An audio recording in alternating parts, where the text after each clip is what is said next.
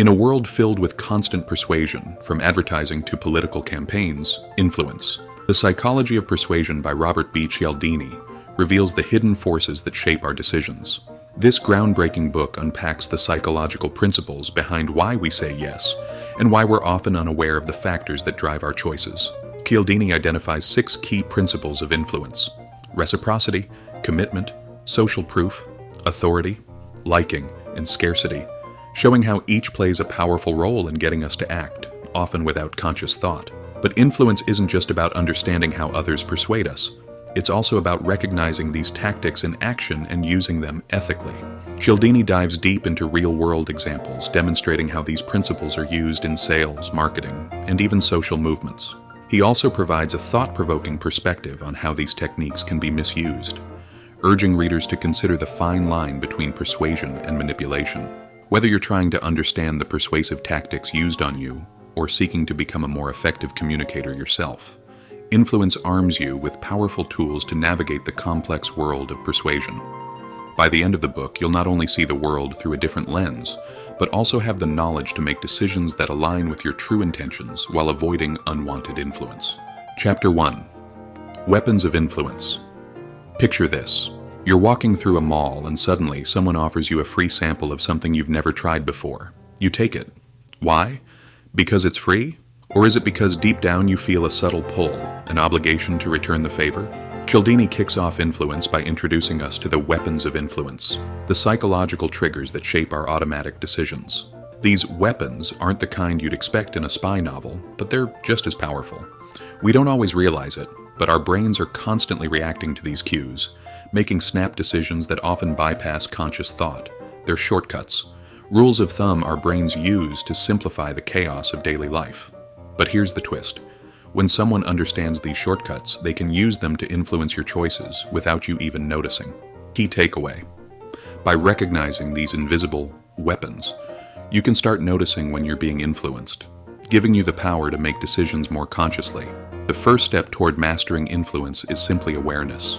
Chapter 2. Reciprocation. The old give and take ever been offered something for free and then felt the pressure to buy something in return? This chapter delves into one of the most powerful, yet under-the-radar, social forces, reciprocity. It's a simple but potent rule of human nature. When someone does something for you, you feel an urge to return the favor. Cialdini shares stories that show just how far this principle can be stretched. Think about how you've been handed a free sample at a grocery store. You take it, no big deal, right? But then you're handed a coupon, and suddenly you're thinking about buying a product you didn't even consider before. That's the magic of reciprocity at work. It's used in everything from sales pitches to even social interactions, where the feeling of being indebted can lead you to act in ways you didn't plan. Key takeaway. It's not just about returning the favor. It's about understanding when reciprocity is being used to influence you. Once you're aware of it, you can make decisions more on your terms. Chapter 3. Commitment and consistency. Hobgoblins of the mind. We all want to appear consistent to others and to ourselves. This chapter unpacks the principle of commitment and consistency, a psychological pull that drives us to act in ways that align with our past decisions, even if they no longer make sense. Cialdini explains how this principle is often used by salespeople with a simple but effective tactic, the foot-in-the-door technique. Here's how it works. Someone gets you to agree to a small request, like signing a petition. Then, later on, they ask for a bigger favor, like donating money. Since you've already made a small commitment, you're more likely to say yes to the next request. Your brain craves consistency, and before you know it, you're locked in. Key takeaway. The need for consistency can trap us into actions we never planned on. Being aware of how commitment and consistency shape our decisions can help us resist pressure and make choices based on what's truly in our best interest. Chapter 4. Social proof. Truths are us. Imagine you're walking down the street and see a group of people looking up at something in the sky. You might not know what they're looking at, but you might stop and look up too, just because everyone else is. This is social proof in action, a principle that taps into our desire to fit in and follow the behavior of others. Cialdini reveals how social proof can be a powerful force, especially when we're unsure of what to do. It's what makes people follow a crowd into a store or act a certain way in social situations, even when it's not necessarily the best choice. Whether it's seeing a long line outside a restaurant or watching others participate in a new trend, our brains look to others for guidance on how to act. Key takeaway: social proof is often a silent persuader, but when you understand how it works, you can step back and make decisions based on your own values rather than simply following the crowd. Chapter 5. Liking, the friendly thief. Ever notice how much easier it is to say yes to someone you like? That's the power of liking, a principle that makes people more willing to agree to requests from those they find attractive, friendly, or similar to themselves. Cialdini dives into the psychology of why we're more likely to be persuaded by people we have positive feelings for. It's not just about physical appearance, it's about similarity, compliments, and shared experiences. Whether it's a salesperson who mirrors your behavior or a friend who flatters you, these tactics are designed to make you feel a connection and, ultimately, say yes. Key takeaway: recognizing when you're being influenced by likability can help you stay grounded. While it's natural to be drawn to people you like, understanding how this principle works can help you assess situations more objectively, instead of falling for flattery or charm. Chapter 6. Authority. Directed deference. From doctors to professors to CEOs, we're conditioned to defer to authority figures.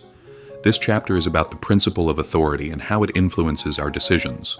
The mere presence of someone in a uniform or with a title can trigger automatic obedience, even when the instructions they give don't make sense.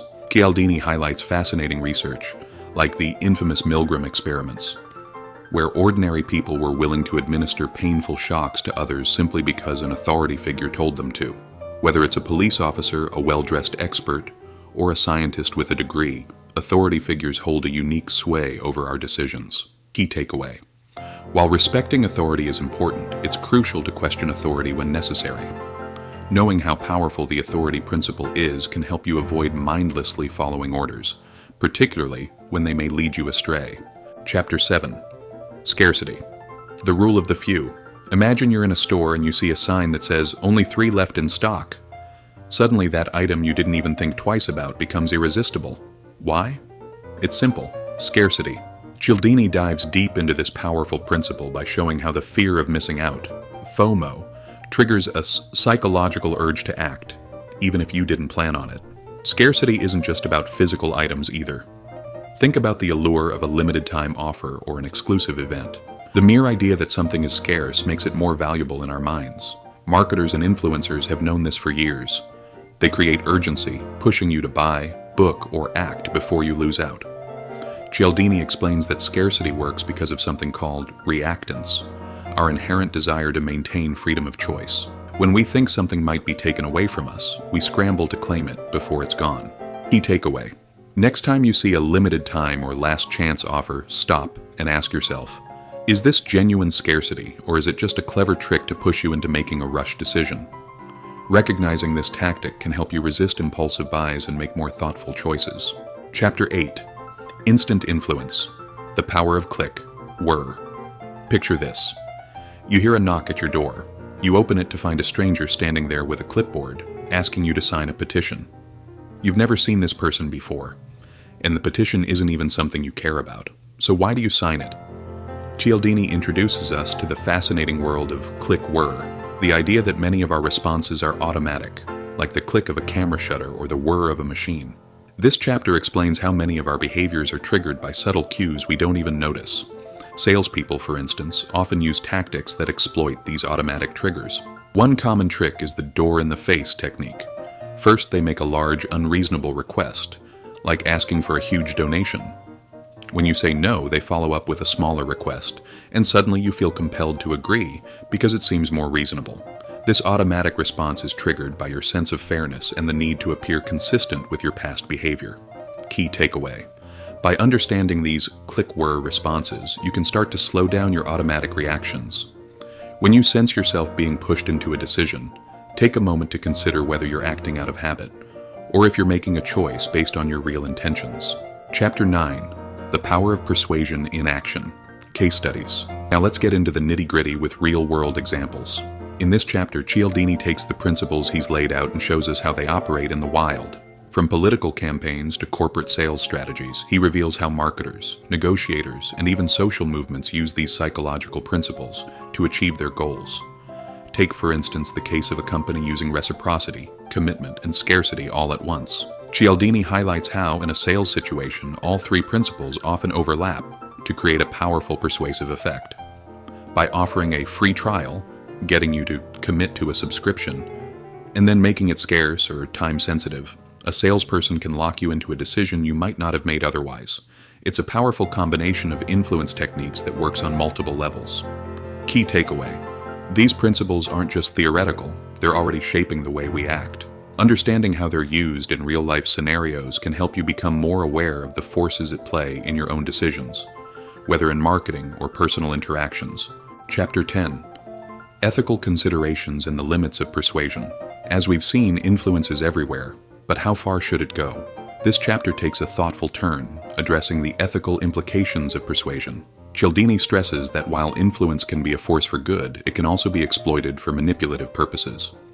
He talks about the fine line between ethical persuasion, where both parties benefit, and manipulation, where one party is unfairly swayed for personal gain. The ethical use of persuasion means promoting mutual benefit. Cialdini argues that when you use influence in a way that respects others' autonomy and promotes transparency, it becomes a positive force. However, when used to exploit vulnerabilities or deceive people, it crosses into manipulative territory. This chapter encourages readers to think about their own use of influence and whether their actions align with ethical standards. Key takeaway: influence can be a tool for good or bad. The key is to be mindful of your actions and intentions. Use persuasion ethically, and always consider whether the result is fair and mutually beneficial for everyone involved. Chapter 11. Defending against unwanted influence. The final chapter is where Cialdini shifts gears from understanding influence to defending against it. He offers practical strategies for recognizing when you're being influenced and how to push back. The first step: awareness. If you can spot the techniques of reciprocity, social proof, or authority being used on you, you can pause, reflect, and make a more conscious decision. Cialdini gives actionable advice on building your defense mechanism. This includes developing a healthy level of skepticism, strengthening your critical thinking skills, and practicing assertiveness. By questioning requests, taking your time, and standing firm on your values, you can protect yourself from unwanted influence. The chapter emphasizes that while influence is everywhere, you don't have to be passive in the face of it. Key takeaway: the best way to defend yourself against unwanted influence is to be aware of it. By strengthening your decision-making skills and practicing assertiveness, you can avoid being swept away by persuasive tactics and make choices that truly reflect your desires and values. Conclusion. Influence. The Psychology of Persuasion by Robert Cialdini uncovers the hidden psychological principles that drive human behavior and how they can be used to persuade others. Through his exploration of reciprocity, social proof, commitment, authority, liking, and scarcity, Cialdini reveals how deeply these forces influence our decisions, often without us even realizing it. He shows how marketers, salespeople, and even social movements tap into these principles to shape the choices we make, whether we're aware of it or not.